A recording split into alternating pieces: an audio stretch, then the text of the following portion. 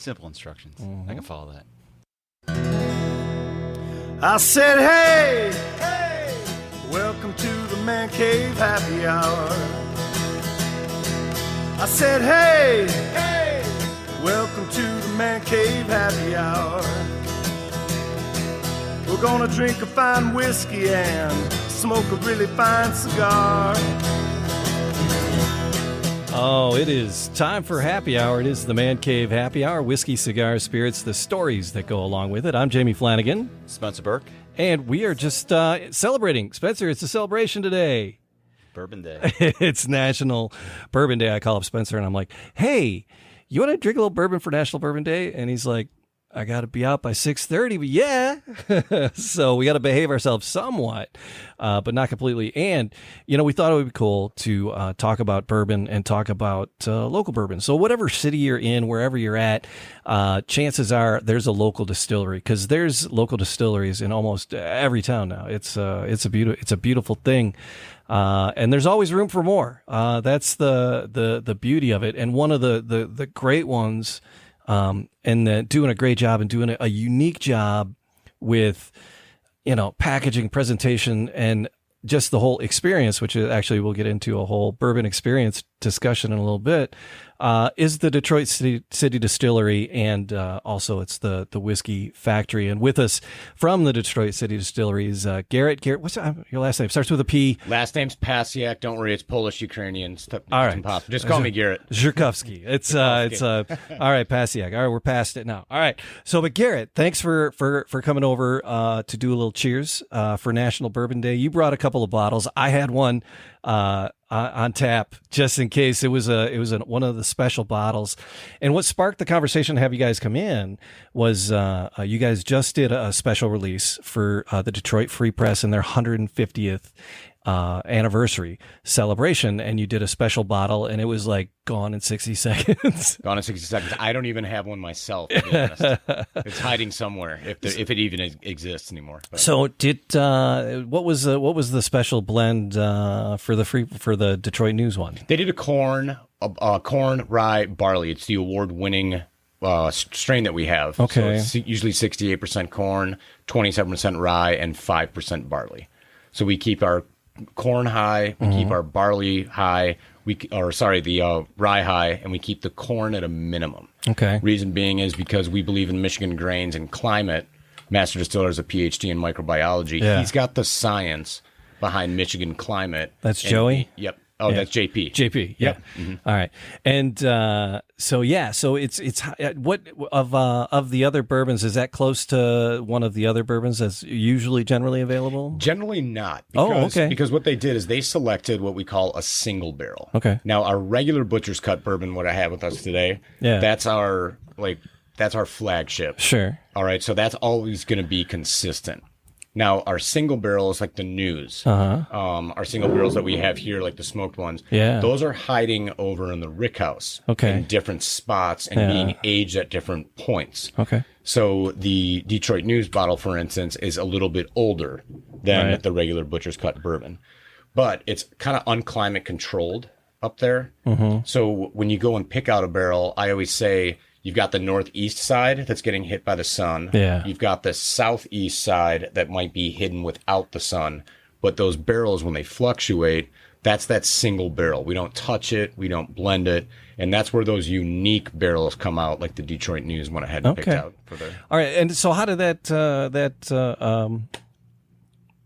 come together? How did that collaboration is the word? How did that collaboration come together with you and the News? Was it their idea? And hey, can we do a barrel pick, or did you guys pitch it? It was super fun. They reached out to us. So if you think about it, so it was their 150th anniversary. Yeah. They reached out to us and they said, something, because we do have a lot of single barrels. It's on social media, et cetera. Yeah. They reached out to us and they said, something, you guys have like double gold award-winning bourbons, because we did just win those in the San Francisco Spirits Contest. Nice, congrats. Thank you. That's at the it's like the Olympics of bourbon. Yeah. So what they, or spirits in general, and so what they ended up doing is they said, something, let's create a commemorative 150th anniversary bottle, the Detroit News with Detroit City Distillery. Nice. So not only did, in my opinion, I'm being a marketing nerd, the marketing work, the names just went ahead and like everything fell together. It just made sense. So That's awesome. But so the flagship is the Butcher's Cut. Yep. You can find this everywhere. I see it in the big boxes and in the small guys and just everywhere. And of course down at the tasting room down in Eastern Market. And then when you guys have events at the Whiskey Factory, I DJ weddings and parties and stuff too. And I've done a few weddings inside the factory. So cool. Yeah. Such a great spot to party. But we keep talking and we're not drinking. It's National Bourbon Day. Let's Spencer, do me a favor. Pour us a little dram there we'll do a little cheers for National Bourbon Day, and we'll get into more. It's a lot of pressure on Spencer.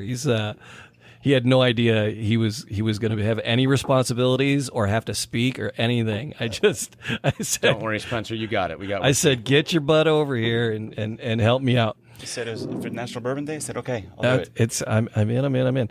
All right, so gentlemen, National Bourbon Day. Cheers. There you go. Cheers. Cheers. Thanks for having me. So, I always sniff. I sniff everything now, even like pizza when I eat it. And my wife's like, "What are you doing?" Like I'm sniffing. I get the same. It's like Pepsi. It's a Slurpee. Why are you sniffing it? I don't know. It's just reflex, honey. I can't help it. Exactly. All right. So has the Butcher Cut evolved at all? Because you guys have been around how long? We are going on 9 years this September. Okay. Yep. Yeah, it's been a little bit. So has the Butcher Cut evolved at all? Are you using the same yeast? Are you using the same blends? Is it evolving? It's the same exact 68% corn, 27% rye, 5% barley. So that's like the recipe for it. Has it evolved in age? The answer is yes. I was just going to say, because I mean, it's getting better. Yeah. So in the bottle, how old is this? Because to be bourbon, we'll get back to that too. But to be bourbon, it's got to be at least 2 years in the wood, right? Yep, in the wood. And then, so how long Butcher's Cut, generally speaking? So the label says 2 years. So everything has to be at least 2 years, right? So then you have, well, technically, I mean, it doesn't have to be. It can be 24 hours. Oh. Okay. So as long as it's aged for 1 day in a new charred American oak barrel, it can be considered bourbon. Oh. Is it going to taste good? The answer is no. No. So I thought it had to be 2 years in the wood. Not 2 years in the wood necessarily. Oh. All right. They kind of fluctuate that, but you can go ahead and pour that, let it sit in that like aged oak barrel. That's the technical term. Over 2 days. So our first one that came out was 1 year, 9 months. Yeah. So it was less than 2 years. Okay. So when that went to the American Distillation Institute in a blind taste testing contest, they were shocked, Bourbon County, Kentucky, that they won Best Young Bourbon in the United States. And Michael Forsett, our owner, when he went to go ahead and receive the award down there, got like a boo. It was a fun boo. I always do the comparison. It's like Detroit losing a Coney Dog contest. Sure, yeah. In Detroit. Right. Bourbon lost a bourbon contest in Bourbon County, Kentucky. Yeah. It was a good-hearted boo. Oh, yeah. Yeah. Exactly. So, yeah, because it's, some of the earlier ones were younger, and because a younger bourbon has a younger taste, and it seems more mature. Yeah, that's nice. So that one, I believe, and I could be speaking out, so it's going to say 2 years on the bottle. Yeah. This one does say 2 years on the back. Yeah. So what happens if it's not like a single barrel? The regulation is even if it's 2 years, 11 months, you have to put 2 years. Yeah. Once it hits 3 years, then you can put 3 years on it. Right. But if you can't put 2 years, X amount of months on it. From my understanding, that's about 2 years and 9 months. Okay. And the reason it has that beautiful flavor is what I always tell individuals is because you go down to Bourbon County, Kentucky, all right? It takes 4 years because of their climate, because they do climate control storage. Summer, spring, it expands. Winter, fall, it goes ahead and contracts. Yeah. All right? We're all local here. I still to this day can't figure out if I'm going to leave the house wearing a tank top or a sweatshirt because our climate's so volatile. Yeah. Our barrels do this in 2 years, where it takes Kentucky 4 years. So Mother Nature speeds up the process. That's why I tell individuals when we're winning double gold medals, it's not necessarily about the climate, or sorry, about the age. It's the climate it aged in, because Mother Nature is going to speed up those barrel processes. That's why a lot of individuals go ahead, and that's why it keeps winning back-to-back double gold over there in the San Francisco Spirits Contest. So. Nice. Spencer, what are you getting out of the butcher's cut there? In the nose on that, and the taste. What are you getting? Definitely get the oak on the nose. And the taste, I get a slight caramel. Get actually a little bit of banana flavor to it. Yeah. When I first nosed it, I was getting the typical aromas of the vanilla and the caramel. But then after tasting it and then sniffing it again, I was getting floral. I was getting some a floral after tasting it. So you were saying something about the amount of alcohol and putting a drip in our hands, or right? Yeah, this is a fun trick. This is what they do in a lot of like taste testings. Yeah, and I'll clean up your table afterwards. Oh, that's yeah. What they used to do way back in the day for an authenticity test, find out if it was at least 50% alcohol, 100 proof, bottled and bond. Also, next step, is it at least aged in a new charred American oak barrel? Last step, is it at least 51% corn? Way back in the day, without that technology, you had to use your sense of smell. So what we do, if you guys want to follow, yeah, put about just a little dram on your hand, and give that like a nice little rub there. Then on the count of 3, this is what we're going to do. We're going to open up our sense of smell, and whiskey's going to taste different after you do this. All right. So on the count of 3, 1, 2, 3, big whiff, go. So that's that. That's Old the alcohol. Spice. Right, there you go. No, I'm kidding. No. Yeah, no, I get the Now, alcohol. this is fun. Wave your hands up. Waving our hands. All right.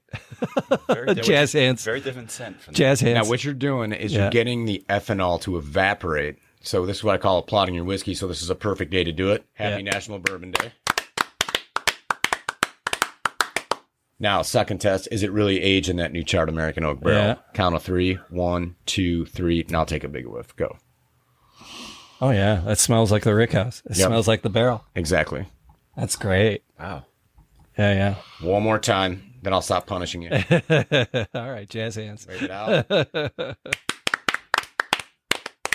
Now, everyone's sense of smell is going to be different. So this might be similar to that second one, but I always say there's no wrong answer. If your hand smells like a barn, that's the right answer. Okay. So let's go ahead and get that mash bill on there.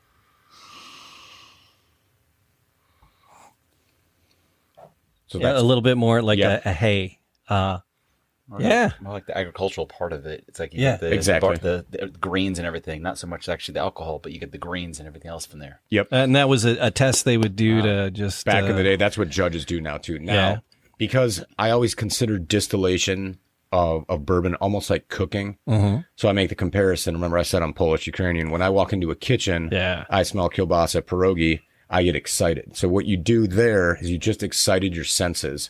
Now tell me what the notes are there. It's going to taste a little bit different, in my opinion. Again, everyone's palate's different. Oh, I got pepper this time. Yep. On the scent, right? On the taste, huge. And I'm susceptible to suggestions, because when you said banana, I was like, oh yeah, banana. There's this another square bottle from in a charcoal filtered, and then they have a new 100 proof one, and that thing tastes like bananas. I don't know if you've tried that. It is like very banana. And when you mentioned that, I'm like, oh, there were some notes, but this time pepper. Did you get pepper? Yeah, definitely got the pepper. Yeah. So I always, because I have a weird sense of smell, and my descriptions, I get like banana bread, I get dough, I get caramel, I get vanilla. Then after I do that trick we just did, then I start getting cardamom, I start getting clove, and I start getting pepper. Okay. Yep. Yay. I like it when I get them right. And I haven't been, seduced with suggestions, because I'm so easily swayed. But it's also some flavors and scents that, like cardamom you mentioned, not everyone is familiar. No, I have no idea what the hell that is. What it tastes like or smells like. So right. certain things. Cartman's mom, what? I don't. Cartman's mom, yeah. It's what? We're not in the South Park episode right now. Cardamom is it's a spice. Okay. It's, it's similar to like clove. Yeah. Usually, a lot of Indian dishes have that. Okay. All right. See, he's a well-informed lad. That's why I called him in. I was like, Spence, I need a little help. Spencer's down. He knows. Spencer, it's what do you look for in a bourbon? Because we've done tastings at your house. We've come over and we've gone places and you got cool stuff at your house. But when you're buying something, you're looking for something. What do you look for in a bourbon when you're buying it? It depends. If I'm looking for just like a staple, just to get a bottle to share with my friends or just to have in the house, or if I'm looking for something unique, I want to try to find something that has like a flavor to it. I don't want to have just like a bland. Okay, here's a basic bourbon. Here's 90 proof and just this is some alcohol taste. I want to have the flavor. I want to have get that spice, get that warmth, get like a full body to it. I don't want to have just like a light, just bland bourbon. I want to have that like sort of not in your face, but I want to have it in the nose and the palate itself and the taste, and just sitting there. I want to be able to, when it sits on your tongue, it sits there, not just dissipates really quickly. Yeah, I'm always looking for something, and people go higher proof. I like some of the high proof ones, but it doesn't always have to be, blowing your head off. No, there's some high proofs that you and I have had that didn't taste the high proof. Yeah. They tasted really smooth, and that's the thing is that you can taste some really high proofs. We've had some 131s at the house, and they didn't taste the 131. You've had some 110s, 109s, and they tasted high. Yeah. But I always try to try something different. I don't want to always just go with the same one every single time. I like having some options on the shelf for friends when they come over. It's like, hey, here, and then Colleen, my wife, she gets all mad at me. She's like, why are all these bottles on the shelf, on the counter? I'm like, because we're having guests, and I want to, show off the cool stuff and give an array. She's like, hell, just put one up and they'll drink it. I'm like, you don't understand how this works, honey. Although your wife Jennifer does. She sort of helps me on that. She goes, go get the bottle. Yeah. I don't have to think about it. You want it? Let's go get it. Let's try it. Colleen won't join me in the bourbon drinks, but Jennifer will. Yes. So when we go over, it's like Colleen's drinking the wine and the three of us are doing the bourbon. Spencer, where's my invite? Yeah. Come on by next time. Got the shelf open and bottles to share. Always. Nice. So what was the other one? Was the that's the 4-grain bourbon.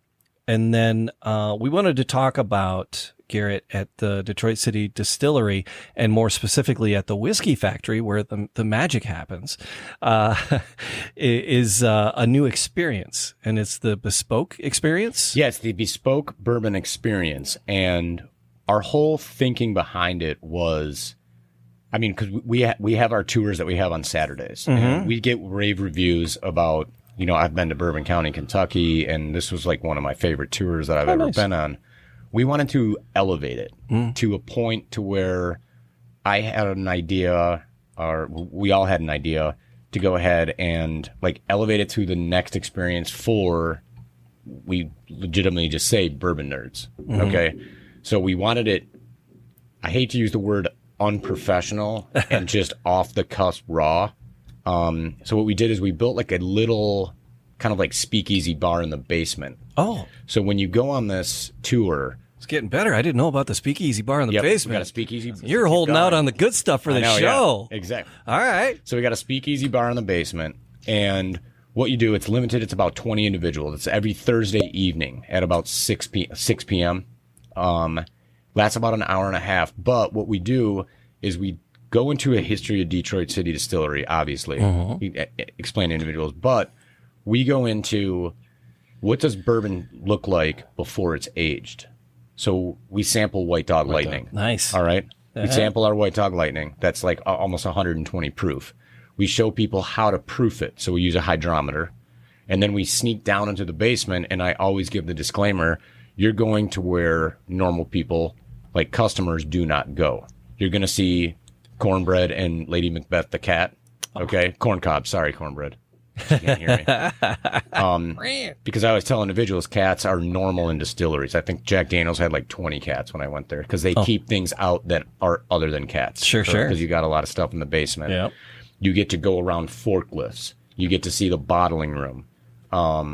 You get to kind of like sneak through like a cave, and it's almost like an Indiana Jones bourbon type of experience that you have. I love it. And so the space is always going to look different because they store stuff, they'll move stuff. Sometimes I'll have to go back there and like get some more bottles because they moved everything. But what makes it is you get to sample that White Dog Lightning, then you get to sample almost like a 1-year-old, okay, kind of style, and then you go to a 2021, and then we finish it off with a 2019. Are you pulling anything right out of the barrel? 100%. Very nice. Yeah, we're thieving it right out of the barrel. Oh my God! Except the White Dog Right. Lightning, we got a bottle that we pour. Sure. But that kind of goes ahead and sets people's palates of watch bourbon go from this to this. Yeah. And let's all sample it. Yeah.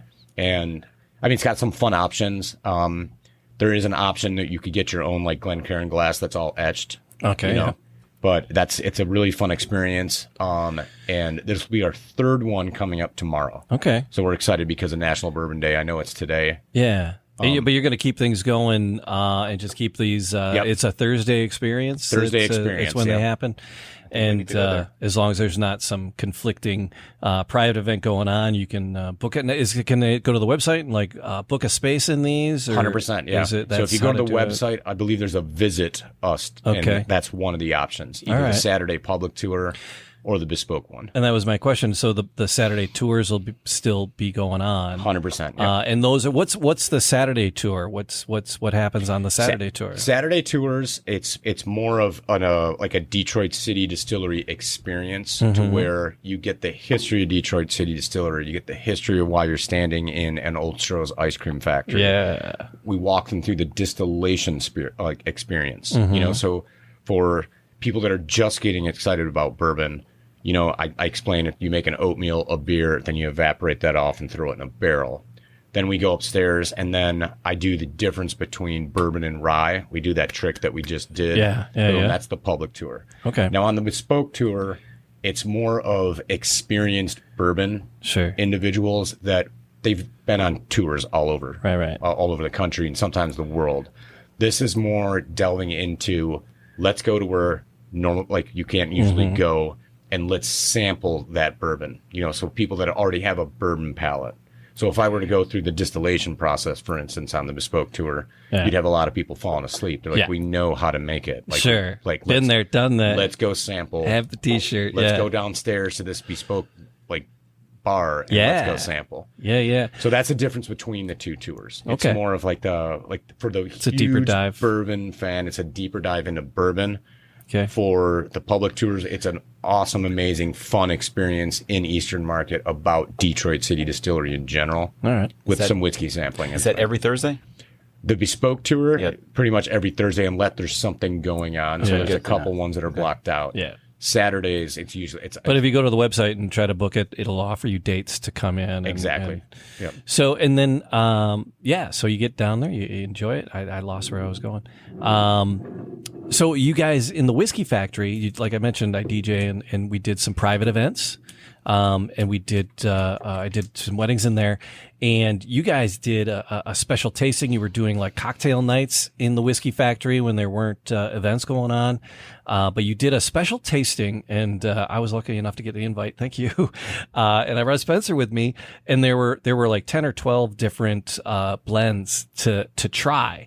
And you guys were picking, and the top 3 became this trilogy of blends that you guys put out, 1, 2, and 3, and this was before the pandemic. And I have one of those bottles here, the number 1, the smoked bourbon. We're going to give that a try. You just cracked open. So which one should we do first? Let's end with that. Okay. With that one. The smoked. All right. That I was going to say, but it was fun.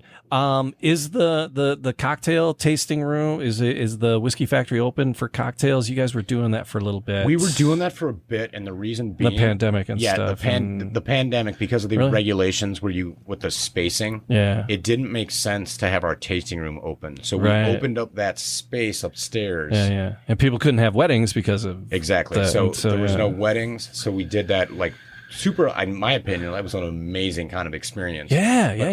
All the tables were like socially distanced. Boom. Yeah, and when we rolled through for the tasting, it was so cool. I was like, we got to come back for like the cocktail nights, you know. Yeah. And the cocktail menus that we have at the tasting room over there on Riopel. Our bar manager Leo. Yeah. He's hands down one of the best, I think, mixologists in, if not the United States, like the Midwest at least, for sure. I think we're on episode like 110 or something. And like episode 7, I think we did from the tasting room. Yeah. And the cocktails were amazing. So I'll link, and we did another interview with Mike. We did that downtown at a different recording studio, and we had an interview with him. I'll link those 2 interviews. You get more information on Mike's story and more of the background on the incarnation of Detroit City Distillery. So those will be linked in the notes. But all right, so we're going to try this smoked bourbon that we did the tasting on in the whiskey factory. But what's this fella over here that you just cracked? So this is what I call our newest addition to the family. Oh, okay. And when I say newest addition, I mean it's been aging for about the same amount of time. So you got two years, almost 9 months. 4 grain straight But I bourbon. was going to say, looking at that, so you have all 4 grains in there. Which of the 4 grains? So you've got 57% corn, 19% rye. We upped the barley to 12%, and then we added 12% Michigan red winter wheat. Oh, wheat. And so you got a wheated one now, do we you? got a wheat one. I don't know why I slipped into that crappy Irish accent, but hey, what the hell? Maybe his hat. All right, hit me, Mick. All right. So a lot of times people always say, which one do you like the best? And it's really tough when you work for distillery. Yeah, It's almost like a Your child? They're families. Sure. Who's your favorite friend? Who's your favorite pet? It depends on what mood you're in. Okay. All right, but you love them all.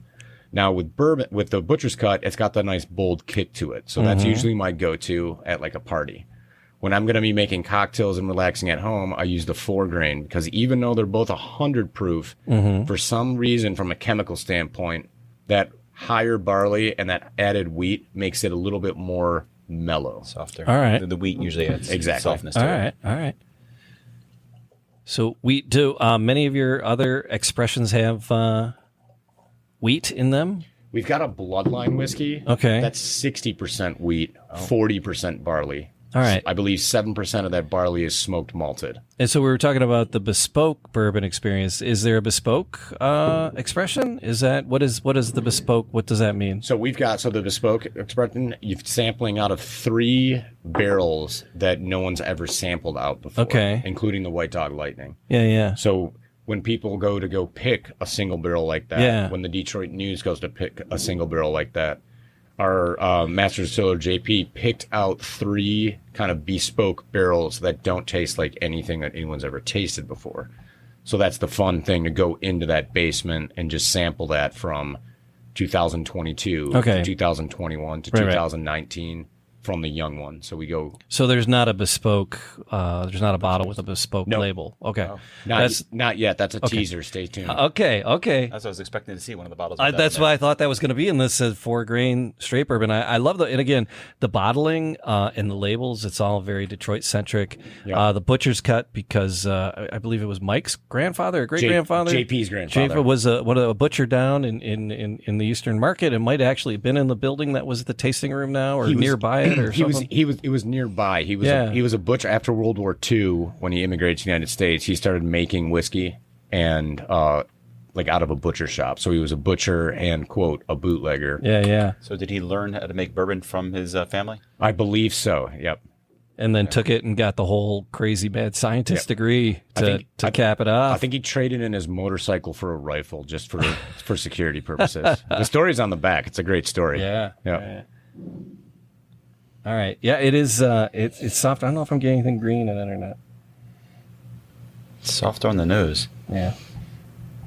All right.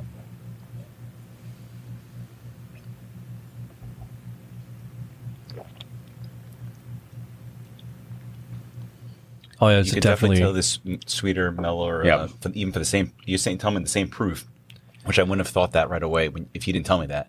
It seems like it's lower proof, doesn't Yes. it? Yep. But no, they're both 100 proof. Yeah. But that just shows you the magic and how awesome bourbon is. Right. Because you can just fluctuate that recipe. And I always do culinary comparisons, because distillation is like cooking. So when some people can't wrap their head around like the percentage of the grains, I say, think of a chili cook-off. Chili's chili, bourbon's bourbon. All right. Someone's going to add a little bit more corn, rye, barley, maybe add some wheat to it. In chili, someone's going to add a little bit more beans, a little bit different spices, etc. But it's always going to be chili. So that's how I always kind of compare bourbons, because a lot of individuals think all bourbon's the same. which is not true, as we all know. So it's that fluctuation of the 100% mash bill that I say, all right, think about like chili. You know, chili's chili, bourbon's bourbon again. That's what I always compare it to. A distiller is like a master chef of bourbon. Is there an age on the 4 grain? You said this is 2 years, right? Oh, is it another 2 years? About 2 years, 5 months. Okay, 5 months. Okay. All right. So this So has if you definitely notice- got my flavor that I like a lot because I've been going towards a lot of the wheated bourbons, or at least somewhat wheat in there, where this one doesn't. Yeah. And that's got a lot of the flavors that I've been drinking a lot lately. Yeah. If I'm sipping alone at home, I do butcher's cut. If I have guests over, I kind of break out this. Because you're always going to have a guest that's like, you know, gets that like little like shot reaction with the boldness of like that natural like bottled and bond style of bourbon. And then this one right here, bourbon fans love it, and then non-bourbon fans love it. That's why I like the 4 grain. Yeah, this would be actually, even if people are coming over, if they're bourbon fans, you start with the one that tastes mellow, even though it's not. Yeah. To go with the spicy one, just to prime the palate also Yeah. as well. Because that's probably why we avoided this, because this is smoked, and I think it's very smoky. From what I recollect, it was very smoky. Somebody had a bottle. Did you have a bottle of this? No, I didn't have that one. All right, it might have been Matt Fox, and we killed it. And then this one's been sitting on the shelf, but I remember it being very smoky, and I'm looking forward to diving back into that fella. And I came into your tasting room. Actually, you had the honey release. Yep, Oh. the honey bourbon release. Yes. That's I make the joke too. I don't have one of those bottles, and I don't have a honey bourbon bottle. That's how quick and how popular they are. Because obviously, customers first. Oh, there were people, a revolving door essentially. Yeah. When we were in there having the tasting, there were people going in and out, just constantly just picking up bottles that they had pre-bought. Yep. there's a lot of legs on this. There's a lot of oils in this in the 4 grain. Because it's sticking to my palate, I think, a little bit more than the butcher's cut. Yeah, because it's more of a complex style, like because you have the 4 grains in there, and Is the this way higher that corn, you said? 57% corn, 19% rye, 12% barley, 12% Michigan red winter wheat. You got all those numbers in your head. And it's like he gets to the bank, he's like, ah, shit, what's my PIN code? That actually happens all the time. It's like, I did 57% corn. Ah, damn it. I did that the other day. I had to call my bank. Like, I forgot my PIN number. Like, what the hell? There's only so much room up there. Yep. Because my kid, I teach high school too. It's like my kids will ask me something, and then it's like, oh, what? And I'm like, I only have so much room up in this dome. What we call it mental real estate. Yeah, and I go, and that little bit of information right there ain't one of them. Right. And they just look And at me certain like, real estate is more prime than others. yeah. Exactly. Ah, that's nice. It seems to get stronger on the subsequent sips Yeah. to me. So On the 4 grain for sure.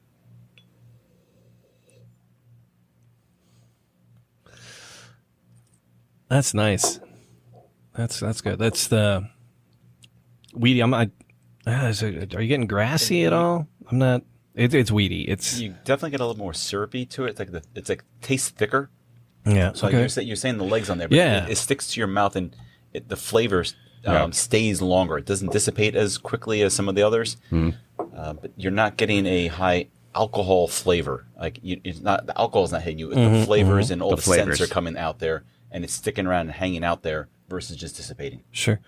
So the butcher's cut, like I said, I see that everywhere. Kroger, Meyer, and every party store in between. It's around. I see barrel picks, stores that do barrel picks. We're here at the Podcast Your Voice studios on the border of Berkeley and Southfield, Greenfield, and there's a beverage warehouse. Yep.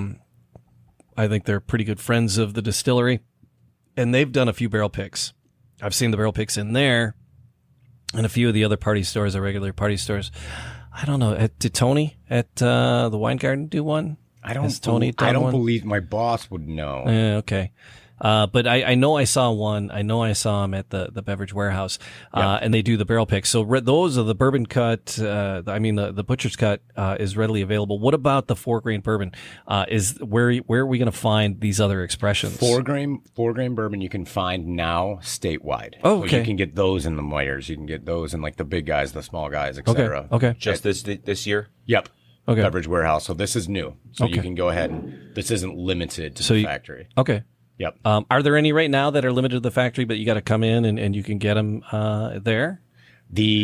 Right now it's the Bloodline whiskey. Bloodline? So that's the 60% wheat, the 40% barley. And Ooh. again, I believe so that was out in my opinion. Yeah. I was actually talking to JP about it. Japan randomly contacted us. And Nice. they had an executive fly in and pick up a couple bottles because we have a cult following over there. Okay. I said, well, what's the most popular thing over there? And they said the Bloodline. They like their whiskeys there. It's almost, and plus the Detroit name, it carries some weight. It's funny. I was in Ireland, and I'm just at a gas station pumping gas. I had like a Made in Detroit t-shirt on or something, or one of my Detroit shirts. And somebody said, I was like, are you visiting from the States? And I'm like, yeah. And they're like, you from Detroit? And I'm like, yeah. And I'm going, actually, I'm born and raised in the city, so I'm actually a Detroiter. And they're like, oh my God, do you know Eminem? And I'm like, well, actually, I went bowling with him. Yeah. So,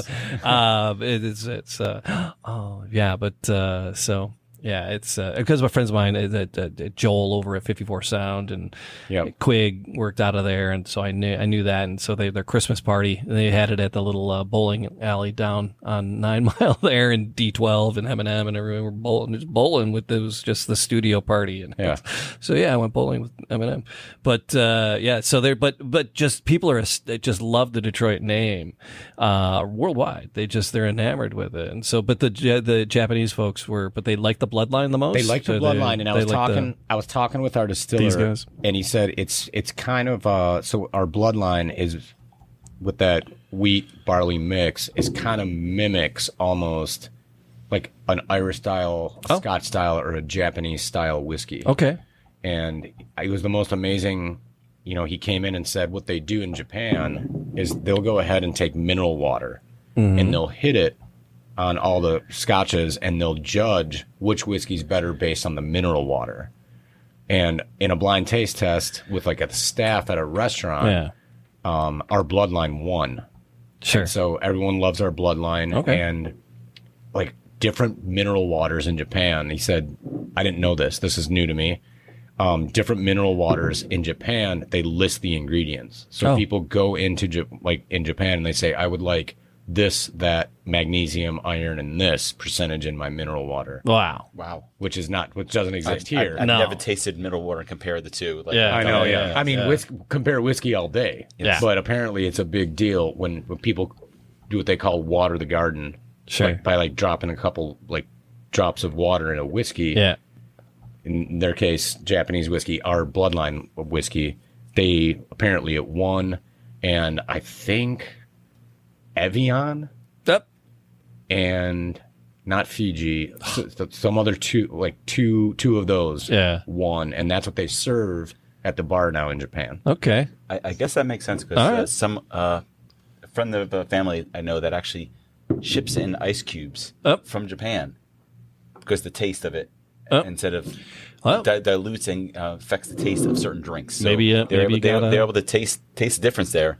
And I'm like, okay, well, I've never tasted the difference of the ice cube from Japan versus Czech or Spain or Africa, but So the water that's used for the Detroit City Distillery is that coming right out of just out of the spigot? So I'll tell you this. So it's Great Lakes water. Okay.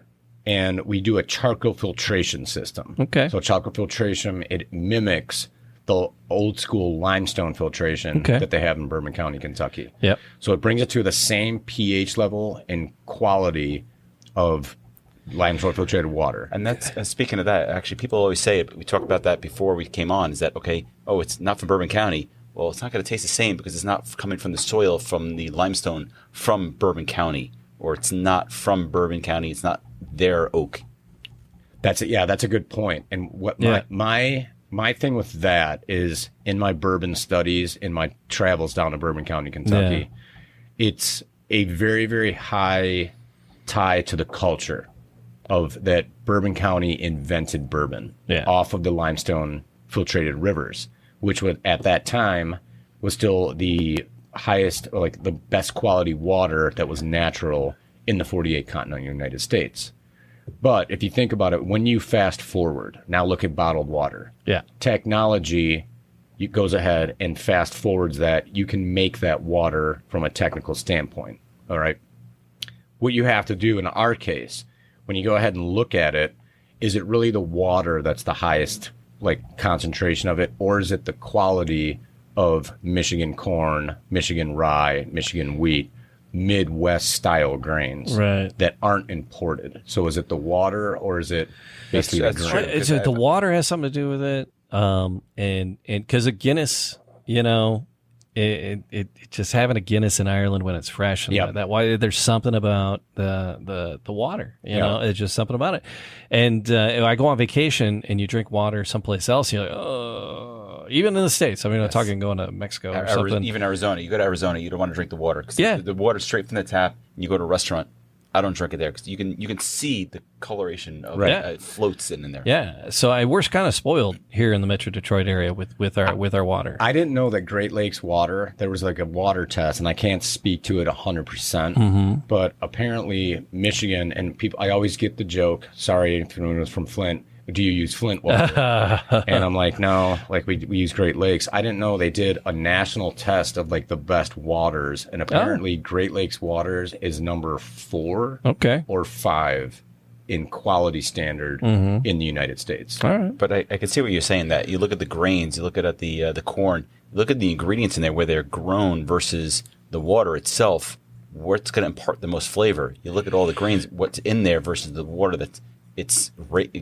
grown with, you're going to get the grains. So where that's actually raised, if you go to Virginia, you go to Colorado, California, you go to Kentucky, the agricultural area is going to make different with the soil and how it's grown. Right. And then the wood is huge.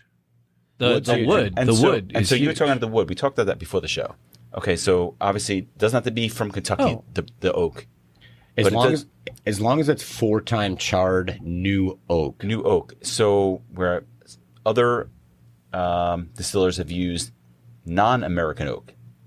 They had a Mongolian, they've had French. Yeah. But people have done, obviously we talked about before, every state that has a distillery, or just about? Oh God, yeah, I'm sure. I would wager and go yes. There's got to be every state that has a distillery. Oh hell yeah. Maybe we may not know about it. It may be a very small mom and pop distillery, but there's got to be one in every state. Easily. Yeah.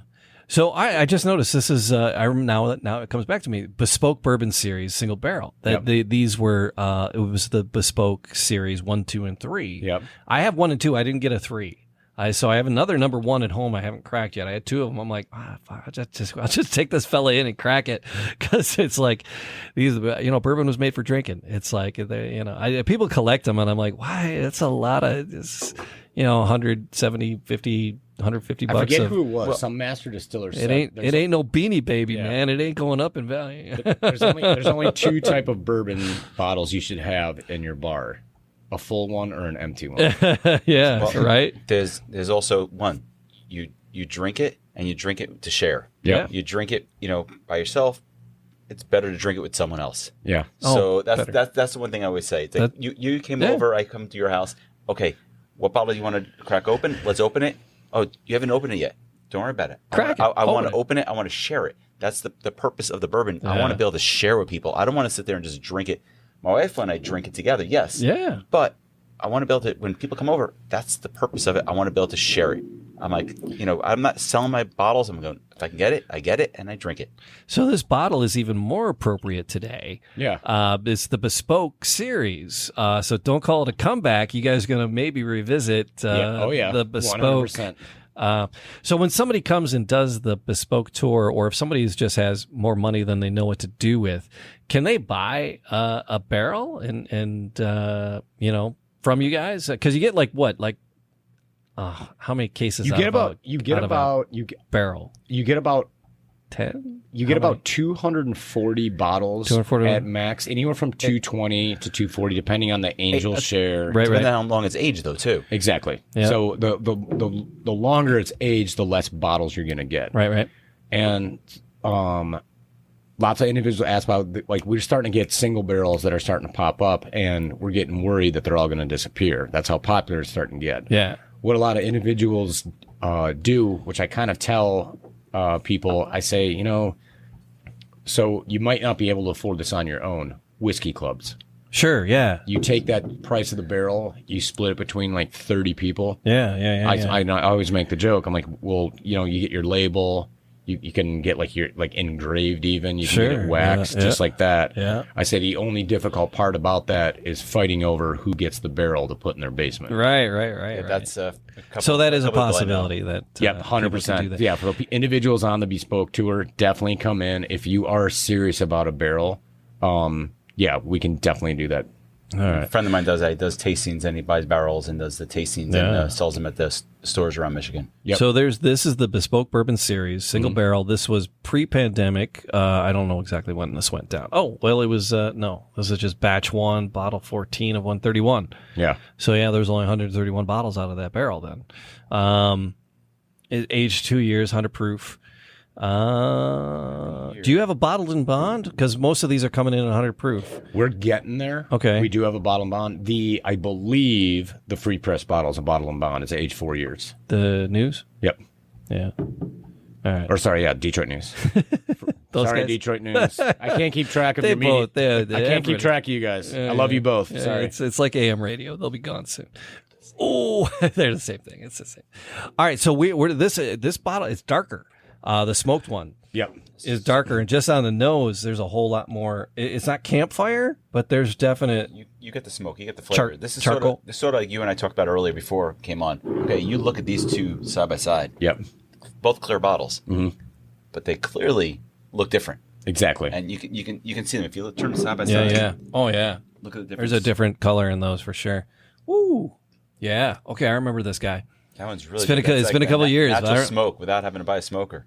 Mm-hmm. Yeah, you don't have to buy a smoker for this one. No. Oh, and it sits. I like. It's charcoal. The smoke. It sits as charcoal. I get smoke, maple syrup, and then on the end, if you want to go ahead and hear me out on this one. Smoke, maple syrup, you get that caramel. Breathe in, then I get butterscotch. You breathe out, I get pepper and lemongrass.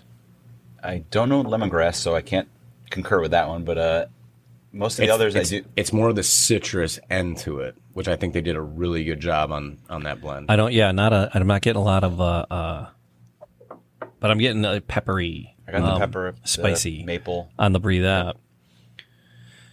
Oh, that's good. And this is also something that we talked about before. Is like people think about wine. They go, okay, how it tastes. Look at different flavors. People think, oh, it's bourbon. You know, what are you going to get different flavors for? No, if you don't drink bourbon, you don't know the different flavors. Until you start drinking bourbon, then you realize the different flavors that you smell, you impart on it, the taste, lingering. You know, you talked about the legs. You usually hear people saying about the wine, look at the legs, okay? Look at the color. All that is, you know, it's still an alcoholic drink. It's still going to impart different flavors as your blend, your age, or however the process is that you're doing it, or if it's in Kentucky, if it's in Detroit, or which, you know, level the brick house or where it's facing to. Yeah. Oh, there's yummy. That was yummy. It is yummy. Definitely. I like that because I'll do that when you can go out and you get like a smoked old fashioned, and they they get the little accoutrement, and they come over to your table, just like puff of smoke, and it was like, but it does infuse it for that cocktail. Exactly. And it's nice. This has it's quite a bit of that in it. I'm going to do a cocktail with this and see if it holds up. Because that's always a question. I know I've done cocktails, and the cocktails we talked about, the tasting room, the Detroit City Distillery next to Henry the Hatter, or Henry the Hatter next to you now because they moved in. Right. You were there first. Henry's been in the city first, but you were there first. Great cocktails. And your bar staff down there, like I said, it's episode early episode, like 7 or something. We'll post it in the thing. Great cocktails you guys come up with down there, and mixing these together, they're great too. So yeah. Well, we talked about also, besides sharing the bourbon, there's certain bourbons that you want to like just put in a cocktail. You know, if you have these unique ones that are these single barrels that you only can have 30 bottles that are around, you're not going to sit there. You want to enjoy the taste. You want to enjoy the flavor. Other ones, okay, you'll impart, you know, if you look at certain ones, okay, you want to add a little more spice to it. Okay, put the butcher's cut in there. If you want to have, you know, more mellow, you know, depending on what you're going to mix in there, you're also going to still taste it, not just neat. You're going to still get it in the cocktail. And that's what they do there, which I think is amazing when it comes down to, I know some bartenders don't like to be called mixologists. They want to be called bartenders, and then others do want to be called mixologists. Yeah. When it comes down to making a perfect cocktail, all right, in my opinion, when you go into a bar, and this is the case at Detroit City Distillery,